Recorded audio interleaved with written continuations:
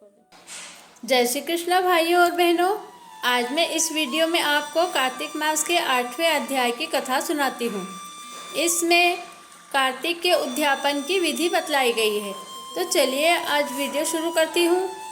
नारद जी ने कहा कि हे राजन, अब मैं आपको कार्तिक मास के उद्यापन की विधि बतलाता हूँ, ध्यान से सुनिए।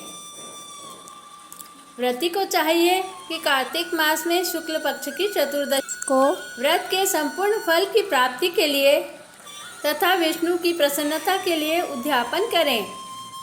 तुलसी के ऊपर चंदोवा बनावें, बंधनवार व फूलों से सुसज्जित करें, चंवर से सुशोभित मंडप बनावें, चारों दरवाजों पर पुण्यशील, सुशील, जय और विजय 4 द्वारपालों को विराजित करें।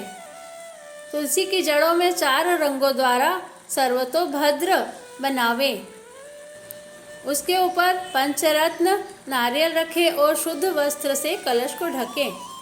फिर भगवान विष्णु का विधिवत पूजन करें। द्वादशी को भगवान विष्णु जागे थे। त्रयोदशी को देवताओं ने उनके दर्शन किए थे। चतुर्दशी को देवताओं ने उनका पूजन किया था।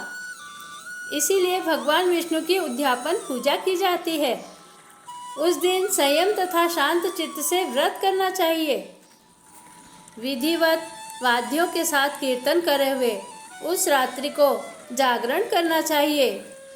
जो प्राणी श्रद्धापूर्वक भगवान का कीर्तन और जागरण करते हैं, उन लोगों के 100 जन्मों के पाप नष्ट हो जाते हैं। जो व्यक्ति भगवान का नियमित जागरण करके रात्रि भर भगवान के कीर्तन करते हैं, उन्हें असंख्य गोदानों का फल मिलता है।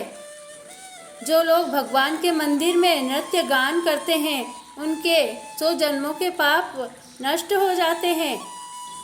जो लोग भगवान के सम्मुख बैठकर भजन कीर्तन करते हैं, वाद्य बजाते हैं, बंशी बजाते हैं और भगवत भक्तों को प्रसन्न करते हैं, उन्हें करोड़ों तीर्थ करने का फल मिलता है। पूर्णमासी को अपनी पत्नी सहित वेदपाठी ब्राह्मण को या केवल एक ही श्रेष्ठ ब्राह्मण को उसकी पत्नी के सहित बुलावें और भोजन करावें। उन्हें खीर आदि मिष्ठान का भोजन करावें और दक्षिणा देवें, क्योंकि पूर्णमासी को ही भगवान ने अपने भक्तों को वरदान दिया था और मत्स्य रूप धारण किया था।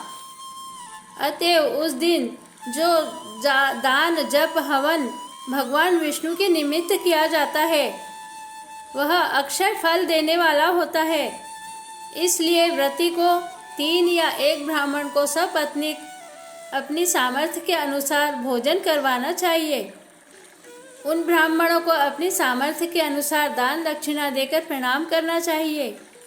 बाद में भगवान विष्णु की पूजा करके अन्य देवताओं और कपिला गाय की पूजन करें, तुलसी माता की पूजन करें।